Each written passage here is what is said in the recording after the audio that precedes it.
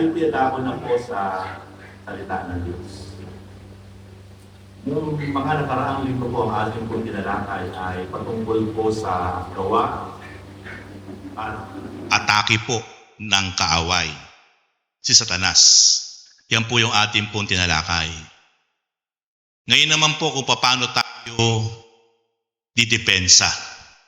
Inalam natin, napakahalaga po kasi sa isang larangan ng labanan, even sa sports, o anumang klaseng sports yan, like for example, ang boxing, ang isang boksingero po ay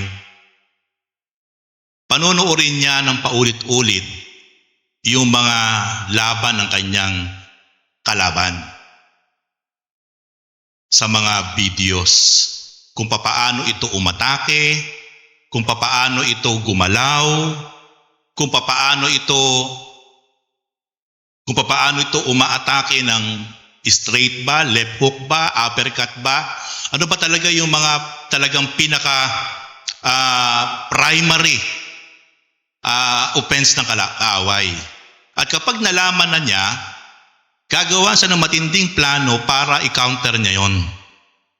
Para ma-counter niya, para mapigil niya at malaman niya kung saan siya aatake. Ganon din po tayo bilang tayo mga Kristiyano. Matapos natin malaman kung paano umaatake ang kaaway, mahalaga po na kung paano naman po tayo aatake sa kaaway. Kung paano po tayo didepensa sa kaaway. At ang ating pong tunay na kaaway walang iba kundi si Satanas. Mahalaga po na meron tayong mga sandata, spiritual weapons, spiritual armor. At yan po ay nasa Bible. Meron po tinatawag na spiritual armor na ipinagagamit sa atin, ipinasusuot sa atin. Kailangan lang po alam natin gamitin. Kapag hindi natin alam gamitin ang mga spiritual armor para matapatan ang atake ni Satanas, kaya po maraming Kristiyano ay dumadapa. Maraming Kristiyano ay nahuhulog sa pagkakasala. Maraming Kristiyano ay napapalayo sa Diyos. Kasi nga po, hindi niya nagamit ng tama yung spiritual armor na ipinagkaloob ng Diyos. Kaya po sa oras na ito, yan po yung ating tatalakayin. Dapat po ating isukbit, ating isuot ang lahat ng ating spiritual armor. Handa na ba kayo mga kapatid? Tayo muna po'y pumikit at manalangin. Lord, sa oras na ito, Father God, salamat. Una po sa lahat, Lord, salamat sapagkat patuloy niyo pong niloob na ang inyong lingkod ay makatayo at patuloy po makapaghayag ng inyong salita. Hindi niyo po, Lord, hinayaan na hindi makatayo ang inyong lingkod at mapigil ng kaaway. Salamat po sapagkat sa oras na ito, Father God, meron kaming pagkakataon na patuloy pong malaman, maintindihan kung ano po ang dapat po namin gawin upang makounter po namin ang aming tunay pong kaaway, walang iba kundi si Satan. Salamat po, Lord, at muli, gabayan niyo po kami, ingatan niyo po kami, patnubayan niyo po kami sa pamamagitan ng inyong espiritu. Gamitin niyo po ang inyong lingkod mightily, powerfully. In Jesus' name we pray. Amen and amen.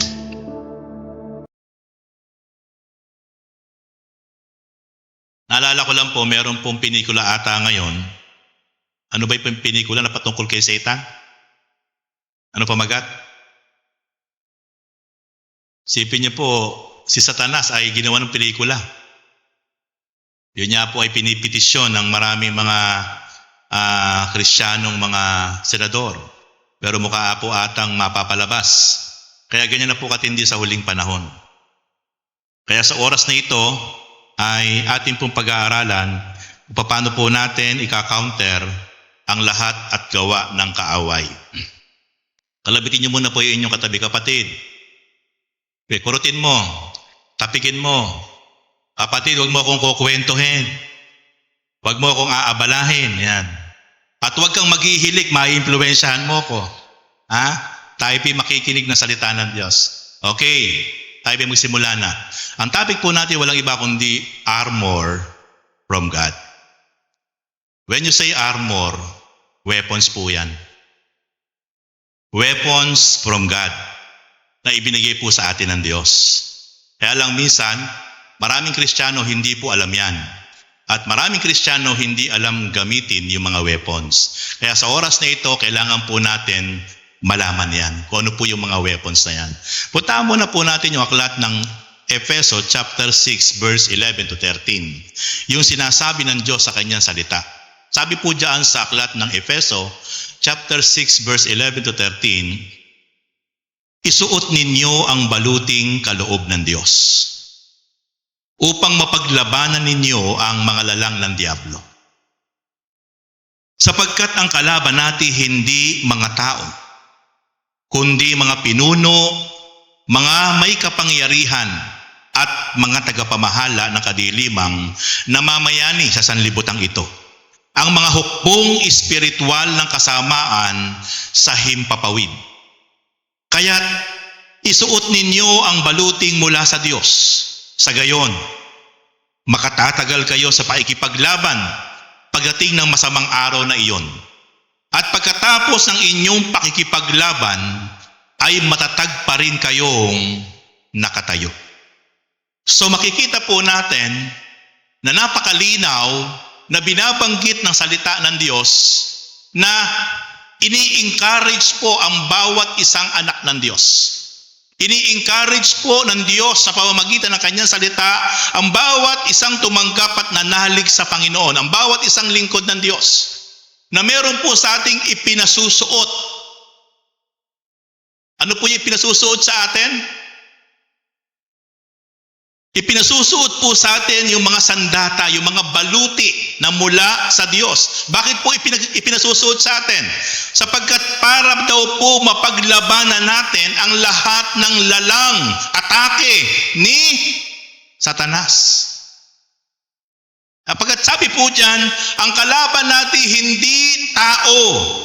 Ang kalaban daw po natin mga hukbong espiritual na nasa himpapawid, nasa heavenly realms, paruot parito, naghahanap ng maaatake, naghahanap ng matutokso. Kaya kapatid, tanawin mo po yung katabi mo, left and right. Hindi iyan ang kaaway mo. Minsan galit tayo sa ating katabi, di ba? Iniismira natin, di ba? Hindi yan ang kaaway mo. Maliwanag ang sabi ng Diyos sa kanyang salita, hindi tao ang kaaway natin. Merong makapangyarihan na paruot parito sa heavenly realms, maaaring ginagamit lang yung kapwa mo para ikaw ay item, para ikaw ay buyuhin, ginagamit lang. Pero dapat ang mapinpoint natin yung pinaka-head ng ating kaaway. Walang iba kundi si Satanas.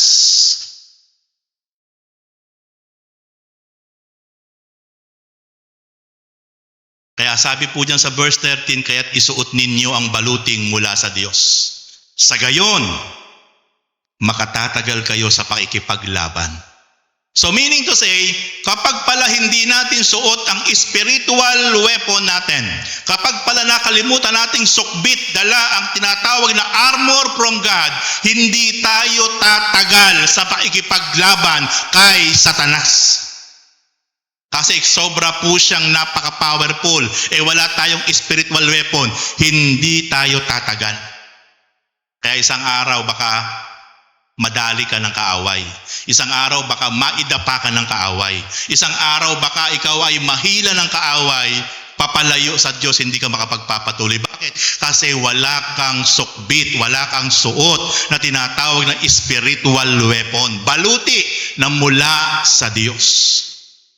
Pero kapag complete armor tayo, si Satanas ang hindi tatagal sa atin. Tandaan niyo po yun mga kapatid. Hindi sa tatagal kapag uli, battle tayo sa Kanya.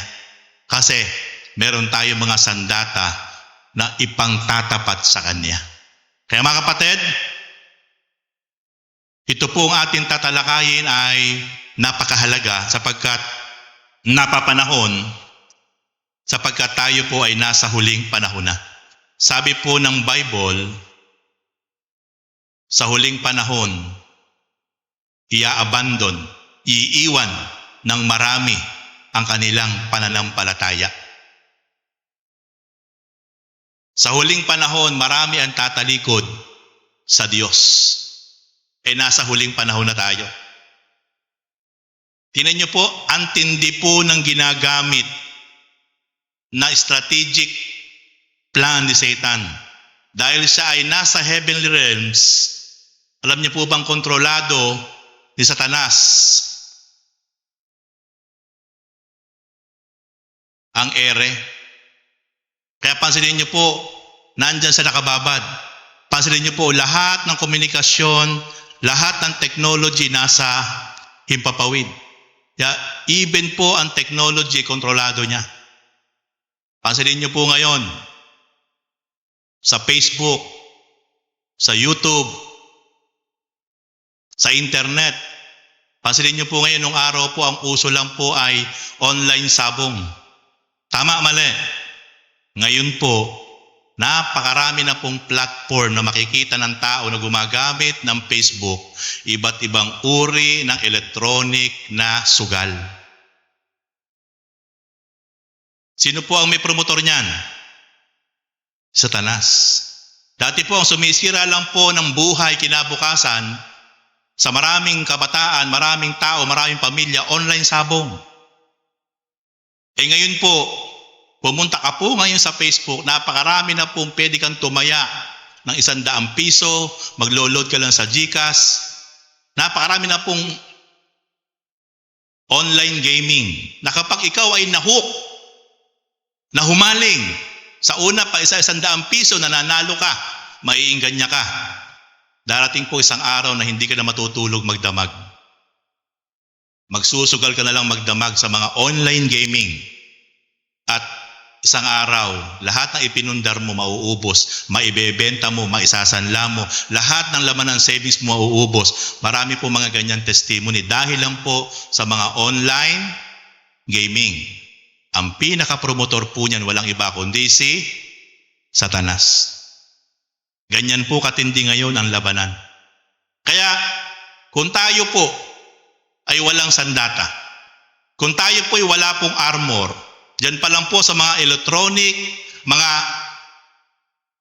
social gaming, tayo na po kagad tayo. Hindi ka makasasamba dahil magdamag kang nag-online gaming. Sabado, hanggang umaga ng Sabado, hanggang linggo na, puyat ka, kaya hindi ka makasasamba. Kaya kagad paralisado ang isang Kristiyano. Lahat po ay ginagamit na po ni Satan para po i-deceive ang mapakaraming Kristiyano. How much more yung mga hindi mananampalataya? Kristiyano na nga nadadali pa. Yung mga hindi mananampalataya talagang dapan-dapa sa gawa ng kaaway. Yan na po ang dulot ng huling panahon. Kaya kapag tayo po ay hindi natin alam ang pag-atake sa kanya at wala tayong gamit na spiritual armor, madali po tayong magagawan ng atake ni Satanas. Okay.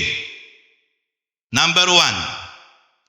Kauna-unahan pong napakahalaga na meron tayong spiritual armor ay ibig sabihin po ay unang-una yung tinatawag na belt of truth. Sinturon ng katotohanan. Bigkis ng katotohanan. Napakahalaga po na ang isang tao, isang mananampalataya ay merong matibay na paninindigan, paniniwala, na meron siya talagang bigkis na katotohanan. Nakabigkis sa kanya yon, yung katotohanan. Hindi po siya talaga naliligaw. Meron po siyang nalaman na katotohanan mula po sa salita ng Diyos at yun ay kanyang pinanghawakan at nakabigkis sa kanya po yon. Napakahalaga po na tayo po ay may matinding paninindigan patungkol sa tunay na katotohanan, hindi po kasinungalingan. Ano po ang sabi po ng Ephesians chapter 6 verse 14a? At maging handa kayo, gawin ninyong bigkis ang katotohanan. Kaya po mga kapatid, importante po sa tao na meron siyang relihiyon at doon sa kanyang relihiyon na kinakaaniban, meron siyang katotohanan na pinaninindigan. Nasa tama siya. Hindi lang basta meron kang relihiyon. Dapat doon sa relihiyon na kinabibilangan mo, katotohanan, yung tunay mong nalaman, hindi po kasinungalingan, hindi po pandaraya. Dapat po ang tunay pong ipinapangaral, itinuturo, ipinapahayag ng tagapanguna sa isang grupo ay tunay pong katotohanan. Hindi po yung, like for example po, si Kibuloy na ngayon po nagtatago, siya daw po yung anak ng Diyos. Amen. Siya daw po yung may-ari ng ating mga kaluluwa. Kaya kapag hindi daw po tayo dumaan sa Kanya, mapapahamak tayo. Sinabi niya po yan, may mga video po yan. Nakatatakot pero ang dami niyang nadaya. Hindi po yun ang katotohanan. Kasinungalingan po yun. Ang ama sa Kanya si Jesus at siya yung anak ni Jesus. Binaliwala po niya ang Diyos Ama. O ngayon, kung siya po talaga ang anak ng Diyos na makapangyarihan, bakit po siya nagtatago? Bakit ayaw niya pong harapin yung mga kaso na kinakount sa kanya? Kung wala kang kasalanan, dapat may tapang kang harapin ayon sa batas natin ang lahat ng mga kaso na ikinakount sa iyo. Ang dami po niyang nailigaw sa kanyang mali na pagpapahayag na siya daw po yung anak ng Diyos. Siya daw po yung appointed son. Kaya mga kapatid, napakahalaga po na meron tayong katotohanan na nakabigkis sa ating buhay. Sino po ba yung tunay pong katotohanan? Sabi po ng John chapter 14 verse 6. John 14 verse 6, Jesus answered, I am the way, the truth, and the light. Sino po yung daan? Si Jesus. Sino po yung truth? Si Jesus. Sino po yung daan ng buhay na walang hanggan? Si Jesus pa rin. No one comes to the Father except through me, sabi ni Jesus. Yan po ang katotohanan. Na ayaw na maihayag ni Satanas sa maraming tao. Ayaw na ayaw. Ayaw na matutunan ng napakaraming tao. Kaya si Satanas po ay gumagawa po siya ng maraming pamamaraan para pigilin ang maraming tao na makapanood, makapakinig ng tamang pangangaral patungkol sa katotohanan. Ayaw po ni Satanas na ang maraming tao, kabataan, kababaihan, kalalakihan, na makapunta po sa tamang lugar para makapakinig po ng katotohanan. Bakit po? Kasi po once na nakapakinig po ng katotohanan, ang bawat isang tao, yan ang daan para makapunta ng langit. Kaya sabi ni Jesus, walang makaparoroon sa langit sa aking Ama kung hindi sa pamamagitan ko. Kaya napakahalaga po ng tinatawag na belt of truth. Bigkis ng katotohanan. At yung po tinatawag na belt of truth, magsisimula po yun kapag ang tao ay nakasumpong, nakapakinig ng tamang pangangaral, hindi kasinungalingan, hindi pandaraya, kundi pawang katotohanan ng ipinapahayag na walang iba kundi ang ating Panginoong Hesukristo. Kaya po sa lugar na ito, isa lang po ang ating ipinapahayag, hindi yung relihiyon, hindi yung samahan, hindi yung tao, kundi walang iba kundi ang tunay na katotohanan, walang iba kundi si Jesus Christ, the Son of the living God. Hallelujah! Sapagkat sabi po ng John chapter 8 verse 32, Then you will know the truth, and the truth will set you free. Kapag po ang tao nakilala, nalaman, nasumpungan ang tunay pong katotohanan, yung katotohanan iyon na kanyang nasumpungan, yun ang magpapalaya sa kanya. Babaguhin siya. Lahat ng ginagawa niyang masama, lahat ng kanyang daladalang mga hindi magaganda, lahat ng kanyang ginagawa na karumal-dumal sa harapan ng Diyos, makalalaya siya. Sapagkat ang tunay na kalayaan, kapag nasumpungan mo, nalaman mo, nakilala mo, walang iba kundi ang ating Panginoong Hesukristo. Kaya ayaw ni Satanas na ang tao ay makapagbigay ng panahon at oras, makarating sa mga lugar na ganito. Kasi dito patitibayin, dito patatatagin ang pundasyon, ang ugat ng pananalig para sa katotohanan. Kapag nag-ugat, kapag nagbunga, ito ang magiging bunga.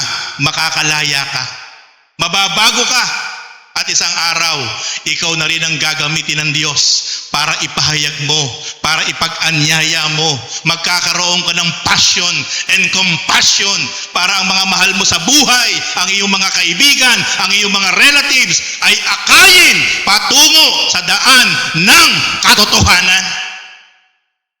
Kaya ayaw ni Satan na ang tao ay makapakinig sa tamang mga ngaral, makapunta sa tamang lugar. Kasi mas mahihirapan siya na maatake, muli niyang mailayo sa Diyos ang taong ito, kapagkat ang sabi ng Diyos, you will know the truth, and the truth will set you free. Yan po magpapasimula, kaya po tayo makakalaya. Kaya po tayo ay makababalik sa Diyos sa pamamagitan ng katotohanan, at walang ibang katotohanan kundi ang ating Panginoong Hesukristo, the Son of the living God. Ating palakpakan ng Panginoon sa ating mga buhay. Kung bakit po tayo narito, isa lang po ang dahilan. Kung bakit po tayo nagsasacrifice, kung bakit po tayo talaga ay isinasara natin ang ating mga hanap buhay kapag araw ng linggo, kung bakit hindi tayo tumatanggap ng appointment, kung bakit iniiwan natin lahat ng ating ginagawang pinagkakaabalahan pag araw ng linggo, sapagkat yan ay para sa tunay pong katotohanan, walang iba kundi ang ating Panginoong Hesukristo. Sapagkat tayo tunay po nakalaya na. Dati po alipin tayo dati, nanghihinayang tayo. Ang dami nating kinahuhumalingan lalo pag araw ng linggo. Pero dahil sa Panginoong Hesus na nagbigay ng buhay, tumubos sa atin, nagbayad ng malaki nating kasalanan, buhay niya ang kanyang ibinayad, dugo niya ang kanyang ipinambayad para tubusin tayo. Doon pa lang kung mauunawaan po natin yung bagay na yon, tiniis niya ang kamatayan na walang kapares, tiniis niya ang hirap na walang kapantay, para lamang ikaw at ako ay tubusin niya, agawin niya sa kamay ni Satanas at sa kapahamakan. Kaya po ngayon, wala tayong pwedeng ipagmalaki sa harapan ng Diyos. Kaya natin ito ginagawa. Kaya tayo nagbabalik ng pasalamat, nagbabalik ng papuri, sapagkat naintindihan natin yung ginawa ng ating Panginoong Hesukristo ay hindi natin kayang pantayan, hindi natin kayang suklian, walang kapares, walang katulad yung sakripisyo, pag-ibig na ginawa ng ating Panginoon. Kaya ngayon, kung may sacrifice man tayong ginagawa para maibalik sa Kanya ang pasalamat, napakaliit lang po nun sa sakripisyo na bunga ng kanyang pag-ibig para sa ating lahat. Tandaan niyo po mga kapatid, sacrifice, it means love. Kaya tayo nagsasakripisyo para sa Panginoon dahil mahal natin siya. Kaya tayo nagsasacrifice para sa ating pamilya dahil mahal natin ang ating pamilya. Kaya tayo nagsasacrifice para sa ibang tao, mahal natin sila. Yun po ang tunay na kahulugan ng sakripisyo. Kaya si Jesus nagsakripisyo para sa atin. Buhay niya ang kanyang itinaya. Mahal tayong lahat ng Panginoon. So, ano ang ating pwedeng iganti? Ano ang ating pwedeng isukli sa sakripisyo at pag-ibig ng Panginoon na ibinigay sa atin? Kaya ito pong ginagawa natin ngayon. Hindi natin po pwedeng sumahan tuusan ng Diyos. Nasasabihin natin, Lord, nakita mo ba ginagawa ko? Ang tindi ng sakripisyo. Hindi po. Wala tayong karapatan o tuusan, sumbatan ang Diyos sapagkat lahat ng ginagawa natin ay bunga lang po ng pagpapasalamat at pagbabalik ng papuri sa Kanyang ginawa para sa atin. Sapagkat Siya ang tunay na katotohanan na kailangan po lagi nakabigkis sa ating mga buhay. Kilala natin ang Panginoon. Alam natin kung ano ang ginawa niya. Kaya kahit anong uri ng atake pakana ni Satanas, dahil nakabigkis tayo sa katotohanan through our Lord Jesus Christ, hindi niya tayo po pwedeng padapain at atakihin sapagkat meron tayong tinatawag na belt of truth through our Lord Jesus Christ. Second, na dapat suot-suot lagi natin, spiritual armor, spiritual weapon. Tinatawag na breastplate of righteousness. Sabi po, breast sa dibdib. Takip, baluti sa dibdib ng pagiging matuwid. Kailangan po lagi isuot yan. Kaya pasilin niyo po, kapag tayo namumuhay sa kasalanan, namumuhay sa karumihan, pumapalakpak, nagtatampisaw sa galak si Satanas. Kasi hindi natin suot yung tinatawag na baluti ng pagiging matuwid. Tuwang-tuwa si Satanas kapag nakita niya na wala tayong spiritual weapon na breastplate of righteousness. Pero, kapag lumalakad tayo sa katuwiran, lumalakad tayo sa pagiging matuwid na buhay, nakikita niya yun. Para sang sinisilaban. Napapahiya siya. Sapagkat meron tunay na anak ang Diyos sa pamamagitan natin na talagang sumusunod, namumuhay ng merong katuwiran. Napapaso siya kapag tayo sumusunod sa kalooban ng Diyos. Kapag lagi natin suot ang tinatawag na breastplate of righteousness. Ano ang dahilan kung bakit kinalugdan ng Diyos si David? Si David po ang isang tanging lingkod ng Diyos na patay na, matagal nang patay. Lagi pa siyang ipinagmamalaki ng Diyos sa lahat ng mga sumunod na salinlahi. O hindi lang dahil sa lingkod kong si David na aking pinangakuan, hindi ko kayo gagabayan, sasamahan, pagpapalain. Laging sinasabi ng Diyos yun. Ang tanong, bakit kinalugdan ng ganon ng Diyos si David? Ito po, sabi po sa 1 King chapter 3 verse 6, ito ang dahilan kung bakit sobrang kinalugdan ng Diyos si David. Sabi po rito, sumagot si Solomon. Si Solomon po ay anak ni David.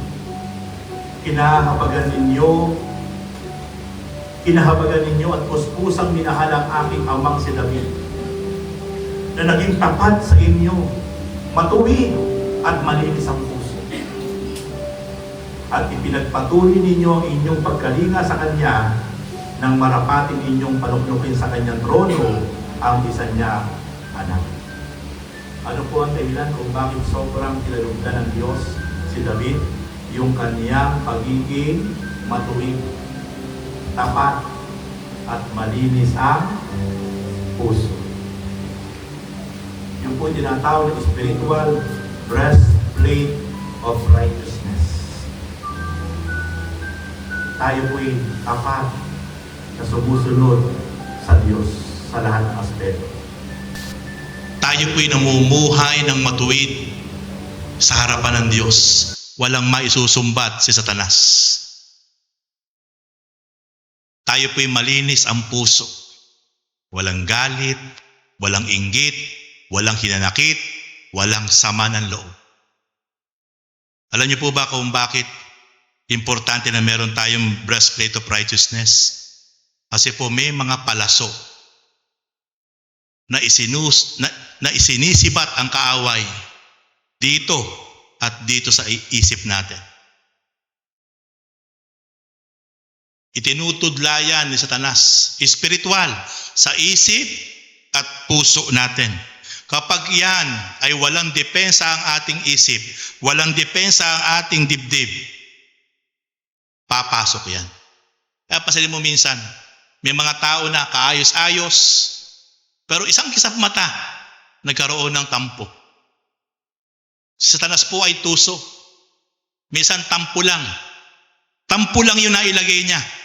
Pero para po yan binhi, na mula po sa maliit na binhi, nag-ugat, nag-uhay, nagsanga, nagbunga.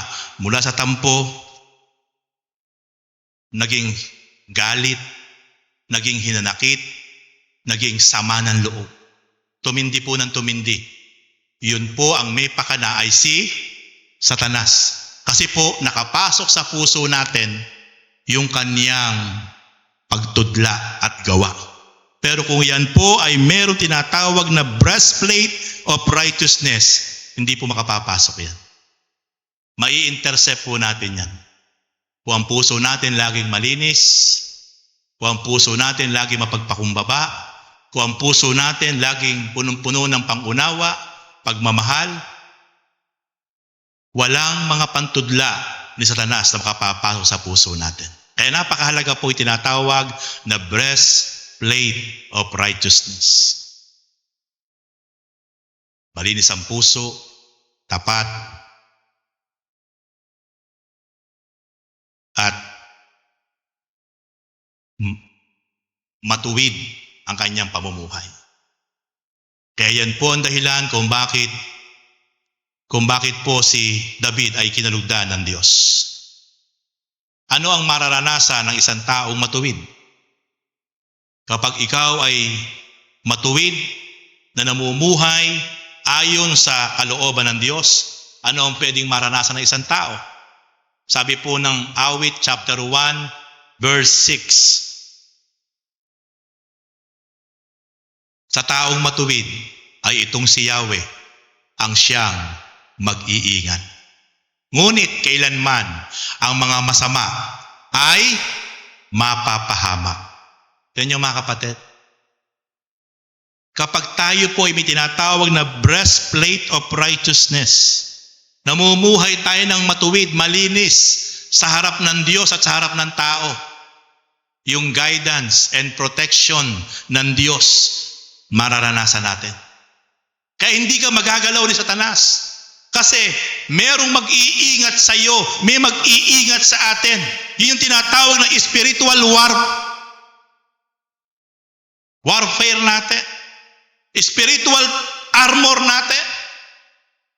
Yun pala yung advantage kapag suot natin lagi yung breastplate of righteousness. Kasi nakikita ng Diyos na lumalakad ka sa katuwiran, lumalakad ka ng malinis, malinis yung puso mo, matuwid yung ginagawa mo, tapat ka sa Panginoon. Kahit merong masamang plano si Satanas sa buhay mo, ang Diyos na makapangyarihan ang magpuprotect sa iyo. Iingatan tayo ng Diyos. Pero ang isang taong masama, sabi ng Diyos sa kanyang salita, mapapahamak. Kaya po mga kapatid, napakahalaga po na tayo po ay suot lagi natin yung tinatawag na breastplate of righteousness. Meaning to say, namumuhay tayo ng matuwid sa harap ng Diyos. Ikatlo, na dapat suot-suot natin spiritually. Ito yung ikatlong weapon, armor natin sa harap ng kaaway. Yung tinatawag na shoes of preparation. Mga sapatos, panyapak, na laging handa, lagi natin suot.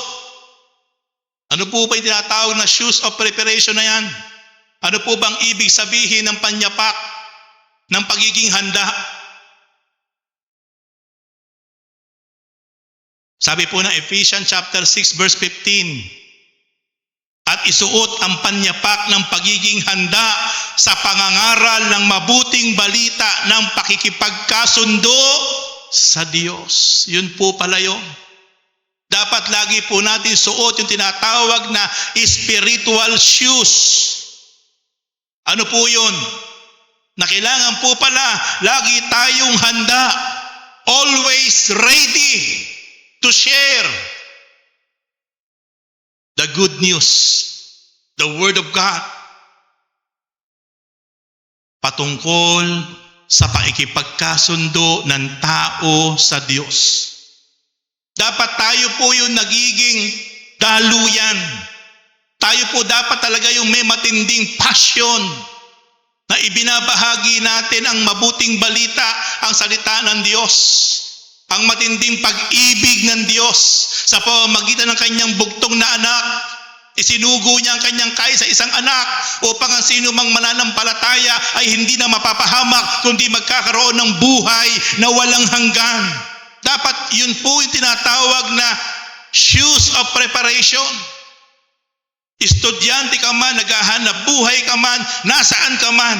Pero hindi po dapat tayo mapigil na dapat tayo po talaga yung merong matindi na nag-aapoy, nag-aalab, na dapat po talaga maibahagi natin, ma-share natin yung pag-ibig at pakikipagkasundo patungkol sa Diyos.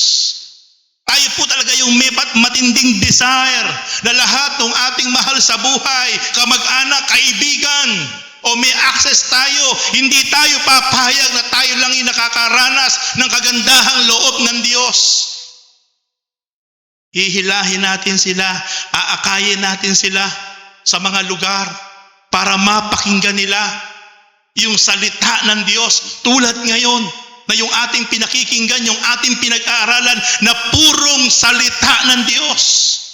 Walang halong palapok, walang halong kwento, purong salita ng Diyos yung ating pinag-aaralan sapagkat ang dulot ng salita ng Diyos, dito mauunawaan ng bawat isang tao ang pakikipagkasundo sa Diyos, ang pagbabalik loob sa Diyos, ang napakalalim na pag-ibig ng Diyos.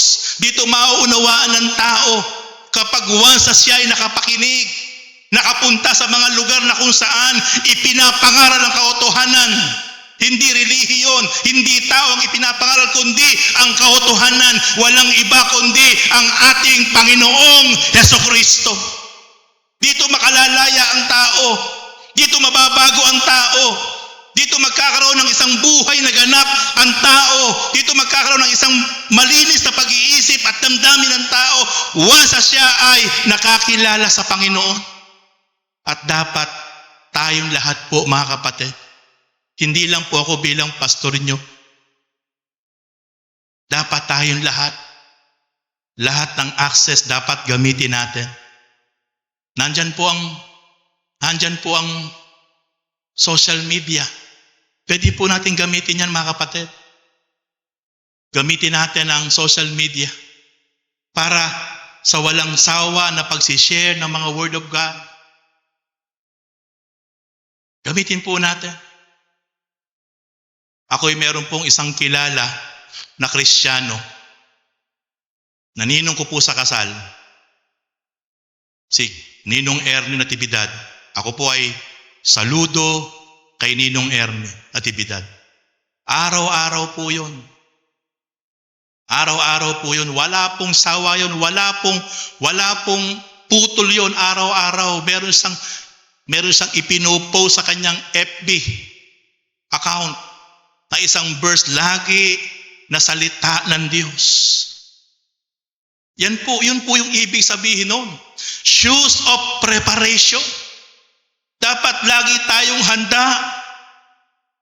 Lagi tayong handa na sa anumang kaparaanan, ipinapahayag natin, isinishare natin ang salita ng Diyos patungkol sa pakikipagkasundo, pag-ibig, pagpapatawad ng Diyos sa bawat isang tao. Kaya mga kapatid, wala po tayong pwedeng idahilan Dapat po, lagi nating suot yan. Yung shoes of preparation to share the goodness and forgiveness and love of our God. Di tayo papayag na yung ating mga mahal sa buhay, yung ating mga kaibigan, kakilala, ay hindi natin sila maakay. Kung paano tayo pinagpapalang espiritual, kung paano tayong binabago ng Diyos, ganun din tayo. Dapat sila rin maranasan nila yon. Na isang araw sila ay aakayin natin sa tamang landas patungo sa ating Panginoon. Dadalhin natin sa mga tamang lugar, tulad ng lugar na ito, para yung nararanasan natin na isang buhay na ganap ay maranasan din nila. Bakit kailangan po na ang tao ay makapakinig ng mabuting balita patungkol kay Jesus? Sabi po ng Romans chapter 10 verse 17, kaya't ang paikinig at paikinig ng salita ng Diyos, sabi po dyan, ay dito magsisimula ang pananampalataya.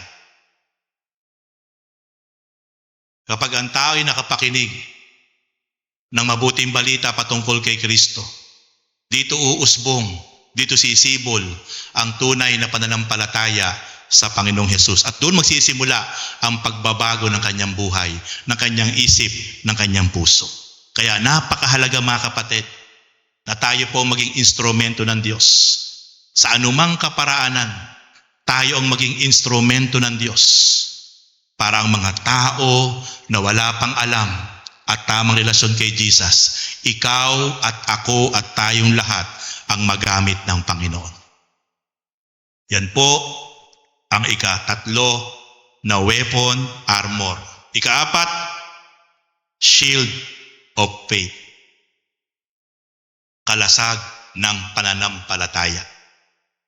Kailangan po lagi natin suot ang tinatawag na kalasag ng pananampalataya. Bakit po mahalaga ang shield of faith? Sabi ng Ephesians chapter 6 verse 16, taglayin ninyo lagi ang kalasag ng pananalig kay Kristo bilang pananggat pamatay sa lahat ng nagliliyab na palaso ng masama. Yan po kayo na sinasabi ko kanina.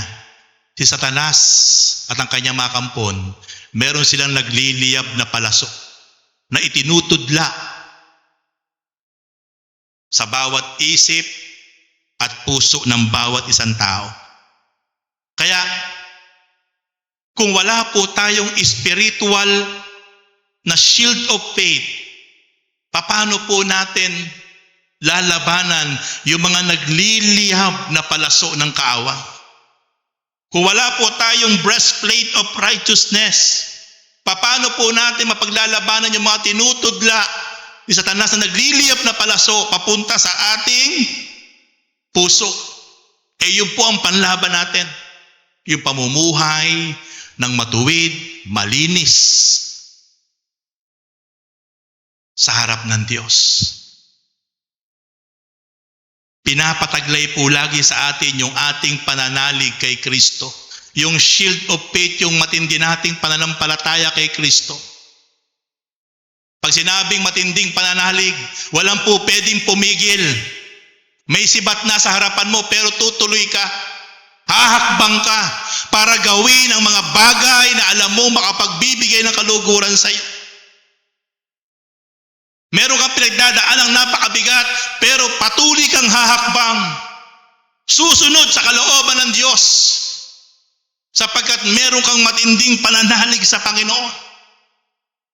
Meron kang sakit karamdaman pero habang kaya mong tumayo, tatayo ka kahit may karamdaman ka para sundin mo lang ang kalooban ng Diyos.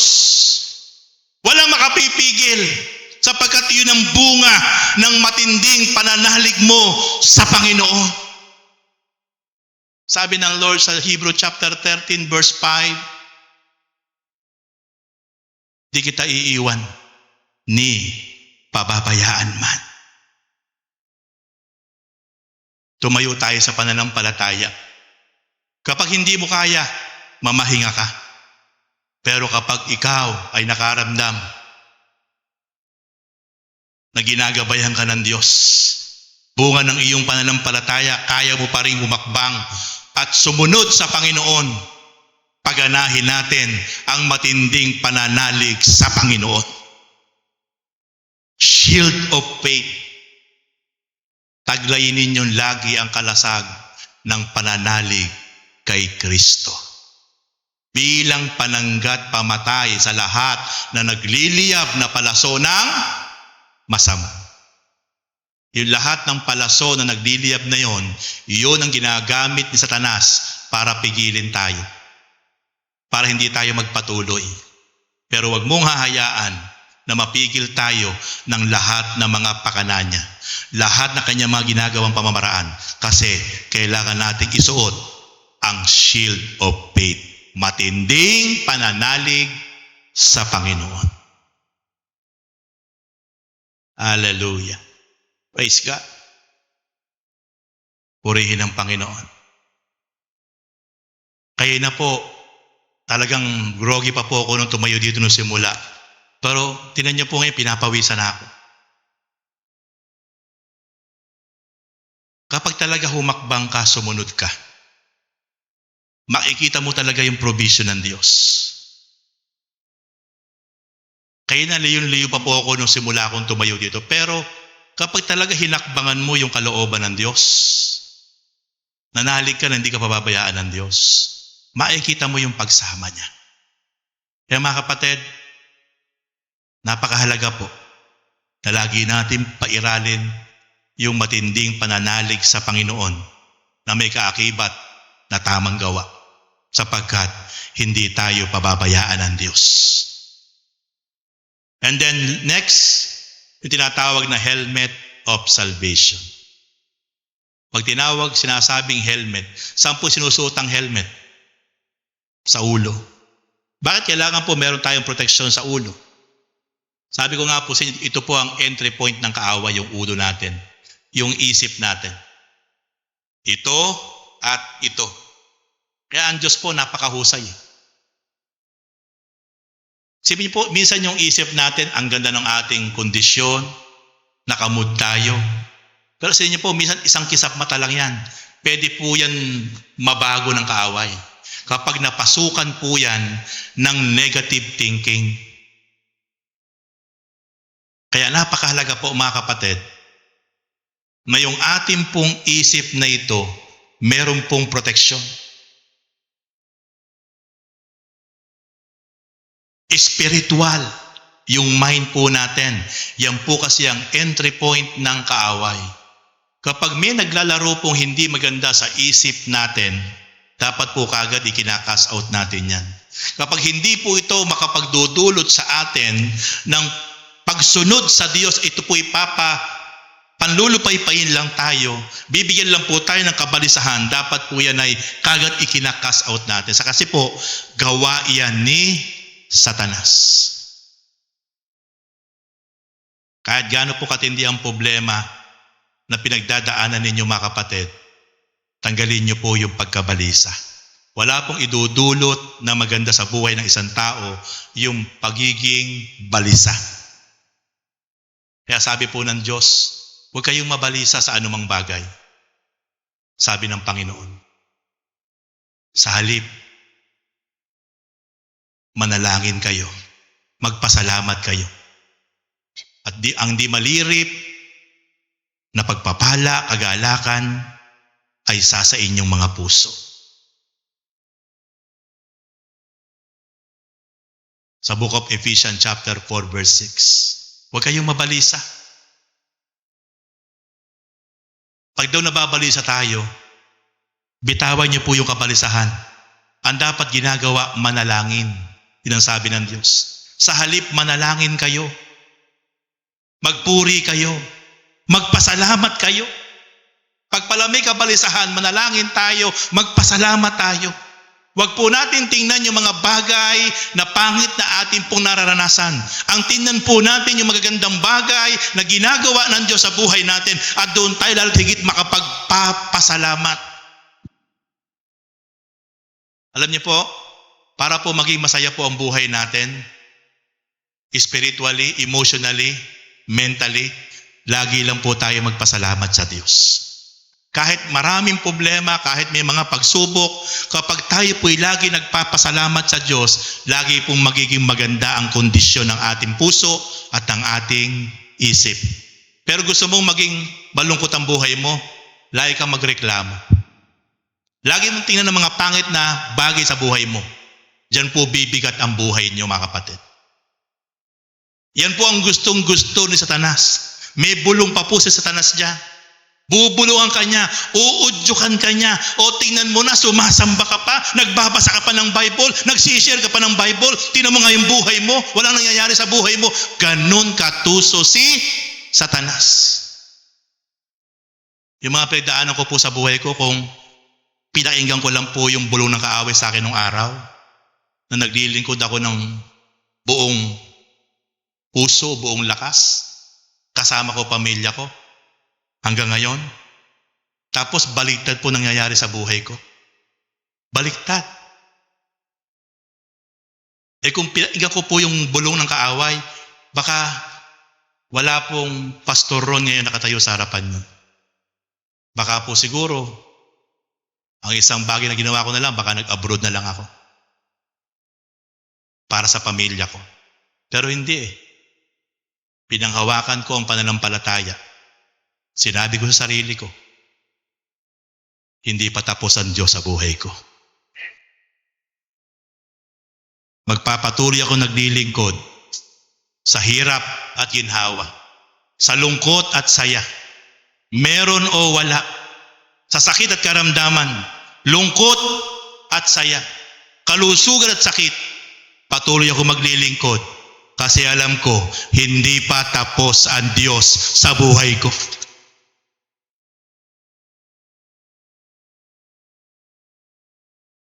Pagbabalikan ko nung araw, maiiyak eh. Dati sasakyan mo 5, 3 4 wheels, 2 motor na may sidecar. Tapos dumating sa buhay ko, nagba-Bible study ko, dala kong motor, skeleton, na Yamaha B50, na ang tunog po parang tilyadora. Ganun po tunog. Naranasan ko po yun. Yun po dahil lang po siguro sa awa ng kumpare ko. Yun po'y naka-junk na, hiwa-hiwalay. Binuo niya po yun. Sabi niya, pare, gamitin mo para may service ka. Naranasan ko po sa paglilingkod. Dati po air condition sa sakyan ko, tapos mararanasan ko yun. Sabi po ni Satanas, napala mo. Lingkod ka ng lingkod, nakakahiya na. Nakakahiya na, naranasan mo na. Ganun po kagaling si Satanas. Pero alam niyo po, nung panahon iyon, alam ng Diyos, walang reklamo. Inuumaga ako sa mga Bible study. Sabi ko, Lord, patuloy kitang paglilingkuran. Patuloy kitang susundin. Kasi alam ko, hindi pa tapos ikaw sa buhay ko. Napakabuti ng Diyos. Tapat ang Diyos sa bawat isang tapat na sumusunod sa Kanya. Kaya mga kapatid, kahit ano ang bulong ng kaaway, kahit sinusumbatan ka na, tinutuya ka na, pinagtatawanan ka na, marami pang gagamitin tao sa iyo para tuyain ka. At tapatin ko kayo mga kapatid, patuloy lang kayo na sumunod sa Panginoon. Huwag kayo magpapaapekto. Kasi hindi pa tapos ang Diyos sa buhay nating lahat.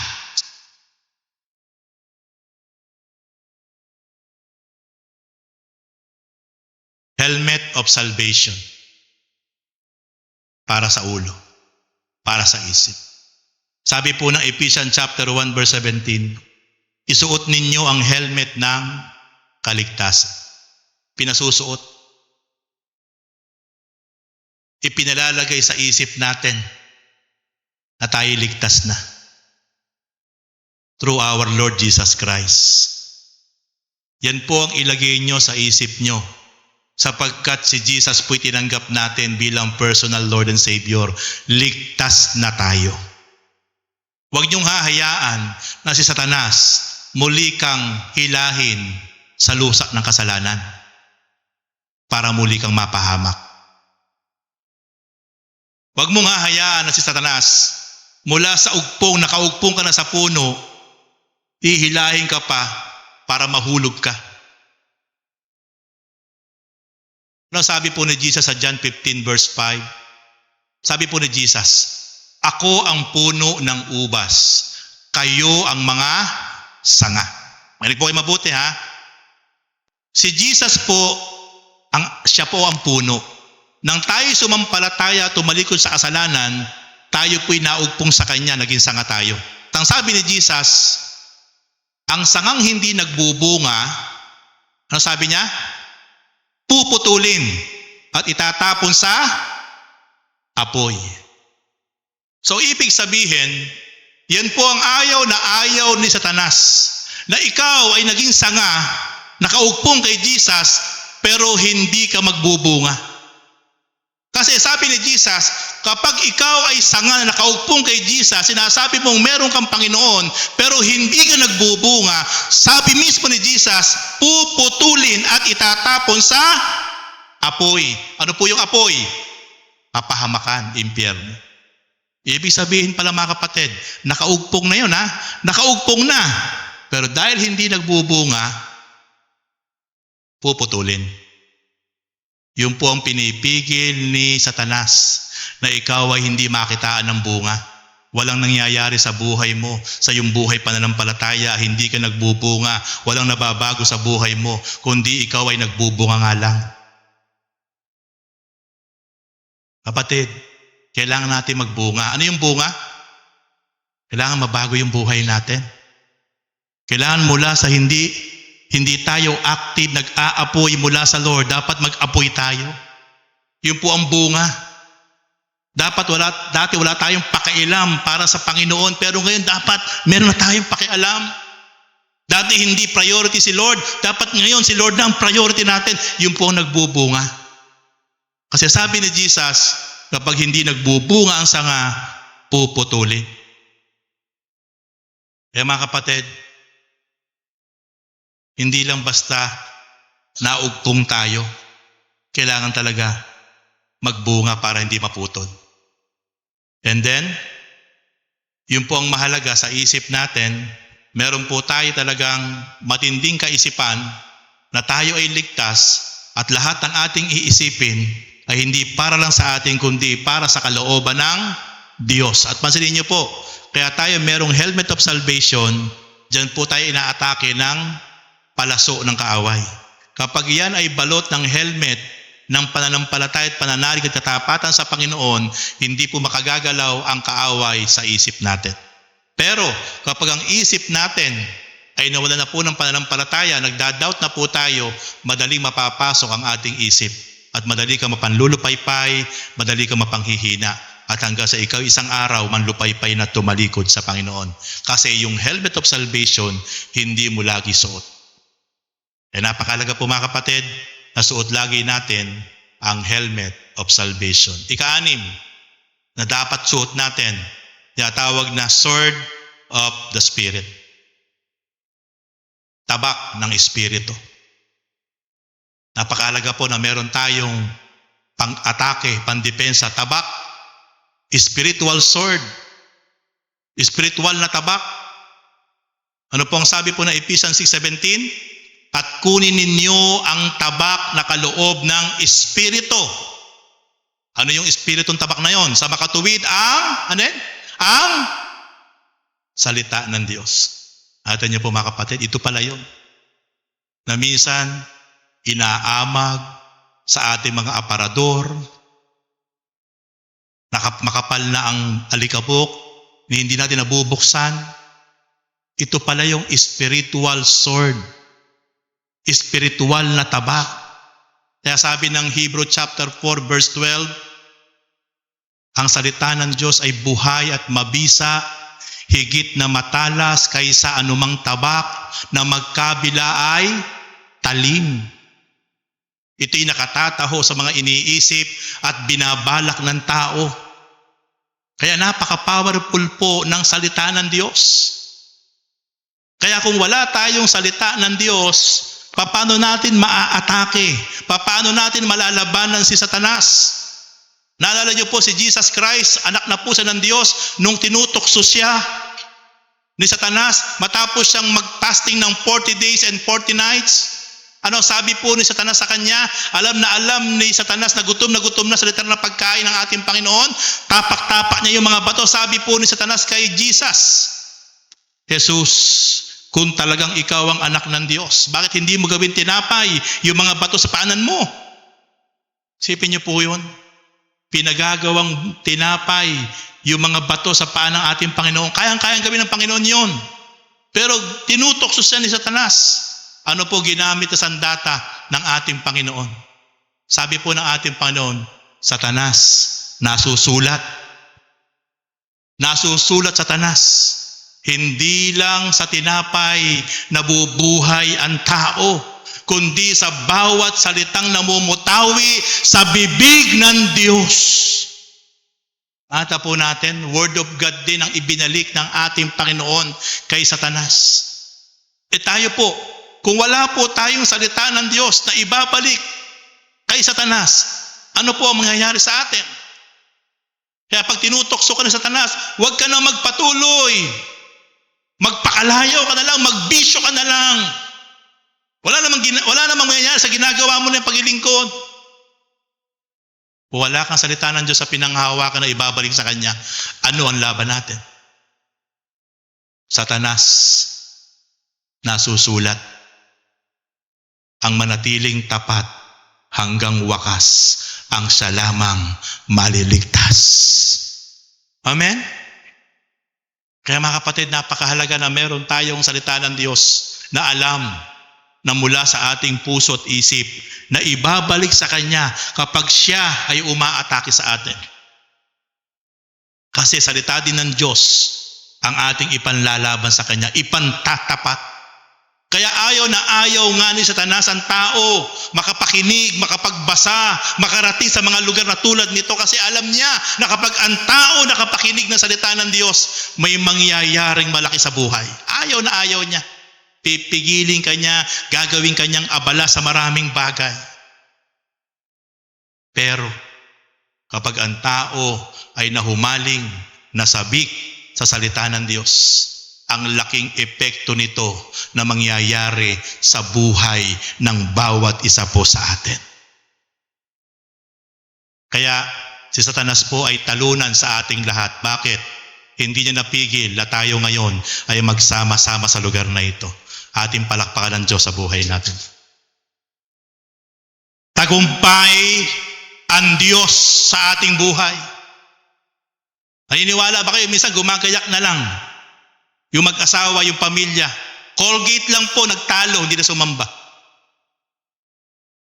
Kasi yung lalaki, kung magpindot ng Colgate, napakalakas, tumapon lahat. Nagalit po yung asawa.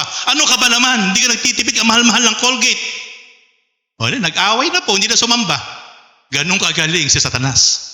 Maliliit na bagay lang minsan, nakabihis na, nakagayak na, dahil nagtalo.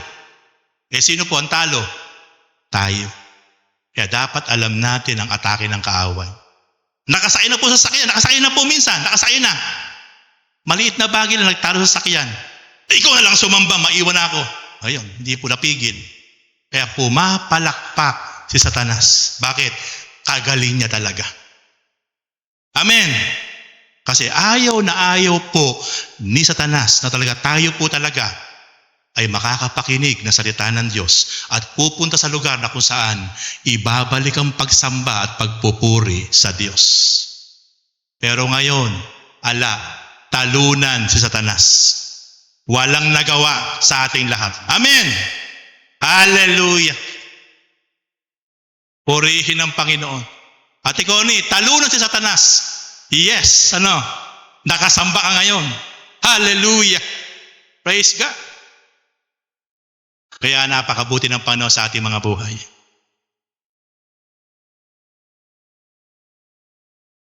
And then last, pray in the Spirit. Ang huling weapon, armor, na pantapat kay Satanas. Marubdob na panalangin. Dito siya talaga parang ginigisa sa sarili niyang mantika. Kapag nakikita niya ang bawat isang mananampalataya, ang bawat isang Kristiyano, ang bawat isang lingkod ng Diyos ay nakaluhod, nagpapakumbaba, umiiyak, sumasamo, nagpapasalamat, dumudulog ang bawat isa po sa atin. Sa ating bahay, saan man lugar, sa lugar na ito, nagsasama-sama sa pananalangin para tong mga missile na ibinabalik natin sa Kanya, itinutudla, na sumasabog sa kanilang lugar kapag tayo sama-sama na nananalangin. Very powerful po ang pananalangin. Kaya mga kapatid, patuloy po tayo maging prayerful. Patuloy po tayong manalangin na may kababaang loob. Patuloy po tayong manalangin na may pagpapasalamat. Walang pakireklamo. Kapatid, kahit ano ang nararanasan mo, kahit ano ang pinagdadaanan mo, kapatid, patuloy ka lang magpasalamat sa Diyos. At ang Diyos ay gagalaw sa buhay mo, sa buhay natin. In perfect time, in perfect season, nothing impossible with our God. Gagalaw siya, kikilos siya sa pamamagitan ng panalangin natin.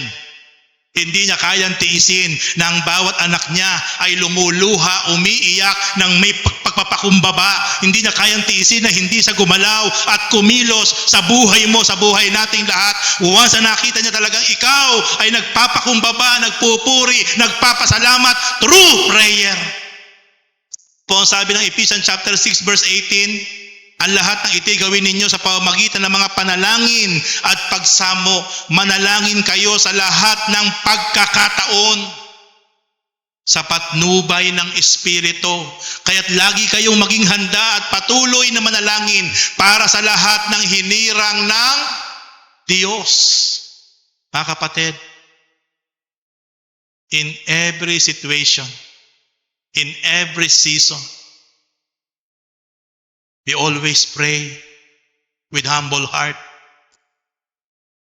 At ang Diyos na nakakakita sa atin, ano man yung iniiyak mo, ano man yung idinadaing mo, na nakita niya yung puso mo tama, malinis, tapat, hindi po pwedeng hindi niya i-grant ang iyong isinasamo sa harapan ng Diyos. Naririnig niya yun.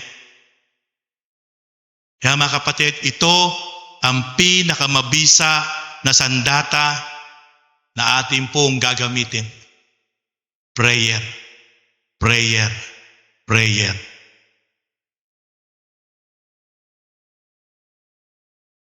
Prayer in the Spirit. Panalangin na nararamdaman mo na nandoon ang presensya ng Diyos. Panalangin na nararamdaman mo na ginagabayan ka ng banal na Espiritu. Powerful po yan.